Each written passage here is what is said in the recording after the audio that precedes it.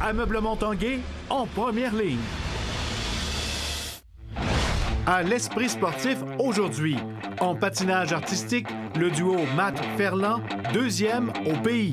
Le petit défi, c'était vraiment de se remettre justement dans un environnement puis dans une simulation de situation de compétition. Une visite du deuxième plus gros complexe sportif à Québec, à l'Académie Saint-Louis. Réellement, là, c'est un super projet. Ça faisait plusieurs années qu'on y travaillait. Et Elisabeth Giguère dans le livre des records du hockey féminin universitaire.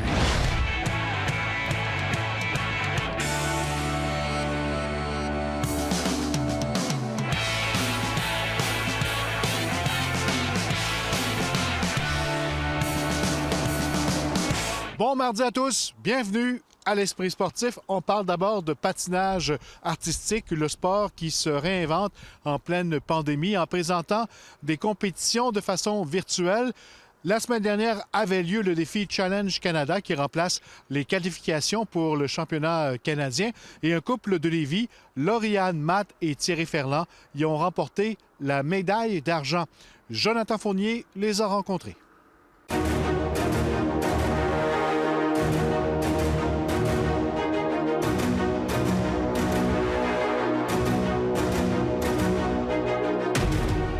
Ferland, Lauriane Matt, bienvenue à l'Esprit sportif. Merci. On prend des nouvelles de vos performances en patinage artistique. Premièrement, comment a été la gestion de la pandémie pour vous depuis mars dernier en patinage artistique? Bien, premièrement, on n'a pas pu patiner de mars à juin, donc pendant 3 mois. Fait que pendant ces 3 mois-là, l'objectif, c'était de se maintenir en forme et puis se garder actif. Évidemment, on ne pouvait pas être ensemble, fait que c'était chacun de notre côté. Fait que ça, c'est sûr que c'était plus difficile côté motivation, mais on savait qu'on allait pouvoir retourner sur la glace et ensemble à un moment donné, donc on persévérait de ce côté-là. On n'a jamais arrêté aussi longtemps que ça, dans le fond, de patiner. Ça faisait bizarre de recommencer après si longtemps, mais on s'est bien réadapté là, en juin, puis on était vraiment reconnaissante pour recommencer. Votre saison a recommencé avec un championnat provincial et ça se passait par vidéo, c'est ça? Oui, exact. Comment ça a été là, pour le retour à la compétition? T'sais, avec tout ce qui s'est passé, ça a quand même bien été, moi je dirais. Oui, OK, on avait beaucoup d'améliorations à faire après la compétition, mais pour une première en vidéo, en virtuel, dans ces circonstances-là, c'était quand même bien. Donc, des championnats provinciaux qui ont un peu moins bien été, mais ça donnait, c'est ça, un premier test, si on veut. On retourne à l'entraînement et là, on était prêt pour une compétition qui était beaucoup plus importante pour vous. C'est les challenges de Patinage Canada. Le Ski Canada Challenge, dans le fond, on avait déjà plus d'expérience parce que, premièrement, on avait déjà fait une compétition virtuelle. Fait qu'on savait plus à quoi s'attendre. Ensuite de ça, un caméraman est venu sur notre plateau d'entraînement qui était engagé par Patinage Canada, qui filmait pas mal à travers tout le Canada. Dans le fond, il en envoyait plusieurs pour que ça soit le plus équitable possible. Et puis, on a livré notre performance qu'on avait le droit de faire, bien entendu, seulement une fois. Là. Puis, ça s'est vraiment mieux passé cette fois-là. On était mieux préparés.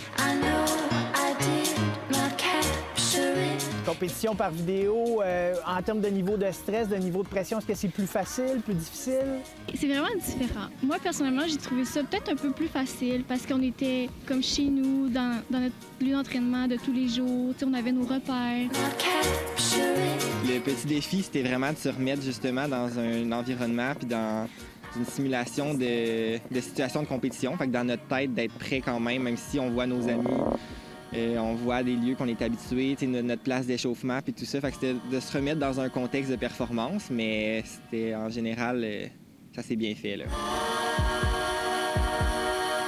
Habituellement, le programme court, oui, dans le fond, c'est notre force parce qu'on commence la compétition, on a une musique rapide, on mise là-dessus, on mise sur être musical puis être... Énergique et tout, là. Oui. C'est notre force, vraiment, là.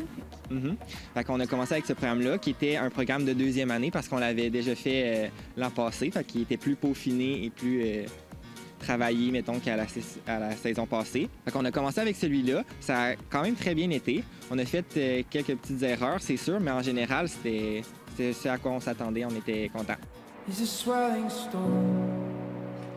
Une médaille de bronze pour le programme court et le programme long a encore mieux été.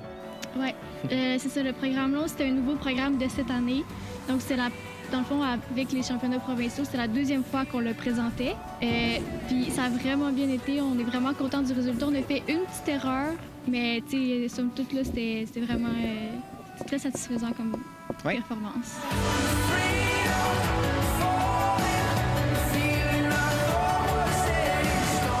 Une deuxième place au programme long. Au cumulatif, ça vous donne une médaille d'argent au Challenge de Skate Canada. Félicitations pour cette médaille. Et ça vous offrait, en temps normal, une qualification pour les championnats canadiens. Championnats canadiens desquels on a appris il n'y a pas longtemps qui seront annulés. Donc, pas de vidéo, pas de physique non plus. Un peu décevant. C'est sûr que les championnats canadiens, d'habitude, c'est avec ça qu'on clôt l'année. Alors, on s'entraîne pour être à notre top, à notre pic à cette compétition-là. Fait que c'est sûr que c'est décevant parce que c'est pour ça qu'on s'entraînait toute l'année cette année-là. Parlons des prochains Jeux olympiques 2022. Est-ce que ça vous fait rêver? Est-ce que vous avez espoir d'y participer? Bien oui, c'est sûr que c'est dans nos objectifs à long terme. Dans le fond, cette saison-ci, notre deuxième place au Skate Canada Challenge nous a permis que c'était possible. On a vu aussi un peu la concurrence, puis on va continuer de s'entraîner fort, mais c'est sûr qu'on y rêve, puis on mise ça, qu'on va travailler pour atteindre cet objectif-là. On vous le souhaite. Merci beaucoup. Merci beaucoup.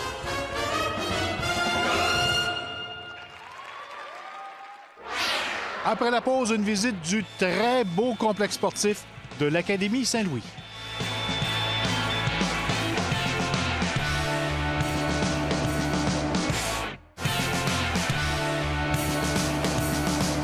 Depuis l'automne dernier, l'école secondaire de l'Académie Saint-Louis est dotée d'un des plus beaux complexes sportifs dans la grande région de Québec, construit au coût de 14 millions de dollars. Et Stéphane Turcot a fait le tour du propriétaire.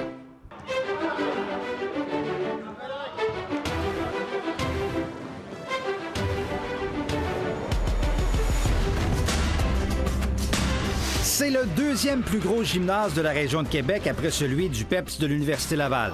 Bien, c'est immense, là, c'est le fun, puis j'ai vraiment hâte qu'on joue des tournois dedans parce que là, il y aura les estrades. Je le trouvais vraiment grand, là, on va vraiment avoir beaucoup plus d'espace que dans l'autre gymnase, là, vu qu'on a 3 gymnases pour les sports. Là. On est très fiers, très satisfaits. Juste un peu déçus de ne pas pouvoir l'utiliser plus, mais réellement, là, c'est un super projet. Ça faisait plusieurs années qu'on y travaillait, puis on est très fiers et très satisfaits du résultat. Daniel Fleury, le directeur sportif de l'Académie Saint-Louis, précise aussi que les ballons pourront être partagés entre les élèves et les citoyens du secteur. Une croissance démographique importante dans le coin de Le Bourgneuf, puis c'était un manque, là, les gymnases pour les adultes, là, de pouvoir fréquenter, puis aussi pour certains clubs qui appartiennent à la ville.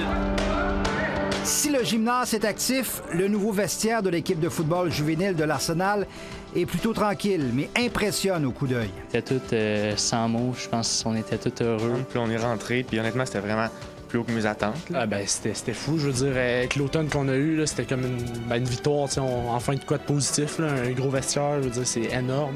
Du positif alors qu'ils n'auront même pas eu la chance de disputer leur dernière saison scolaire. C'était très important, là, ne serait-ce que de leur donner un petit baume, là, surtout pour nos finissants là, de secondaire 5. Là, il fallait qu'ils puissent rentrer dans le vestiaire, puis demain, là, on l'utilise.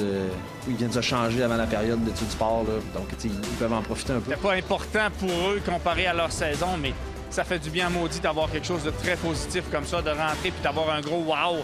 Même les noms des joueurs apparaissent sur les casiers. Je pense que pour les secondaires 5, ça nous a vraiment touchés. C'était peut-être notre dernière marque qu'on peut porter à l'Arsenal, mais nos noms sont là dans les nouvelles classes, fait qu'on était bien heureux. Ouais, mon nom va avoir été là un petit moment. Là. On a nos noms, même si je veux dire, on est dans notre dernière année, nous autres, mais c'est quand même cool qu'on a notre nom d'inscrit dans le vestiaire. Là. Ouais, les Croteau, Frenette et Duchesne n'auront pas joué cette dernière saison, mais auront été les premiers à inscrire leur nom dans le vestiaire. Stéphane Turcot, à Québec. La hockeyeuse de Québec, Élisabeth Giguère, connaît toute une carrière au hockey universitaire avec l'Université Clarkson et récemment, elle a établi un tout nouveau record.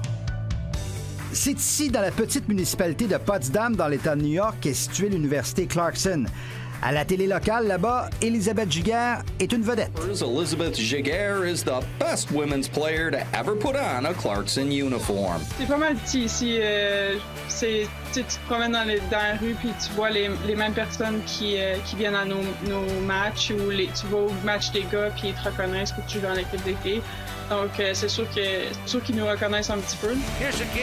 Avec ses 219 points, Élisabeth est devenue la joueuse ayant récolté le plus de points dans l'histoire du programme de hockey féminin de Clarkson. Mais ce n'est pas elle qui s'en souciait. Loin de là. Mon frère, lui, il est là, la petite photo.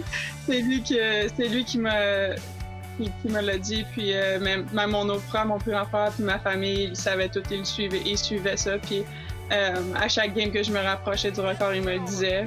Et moi, ça me faisait juste rire parce que je sais que ça les rend heureux. Try to give it back to Giguère, the backhand and a score! Elizabeth Giguère! Ça représente beaucoup pour l'université, puis je suis juste vraiment fière d'avoir performé comme ça.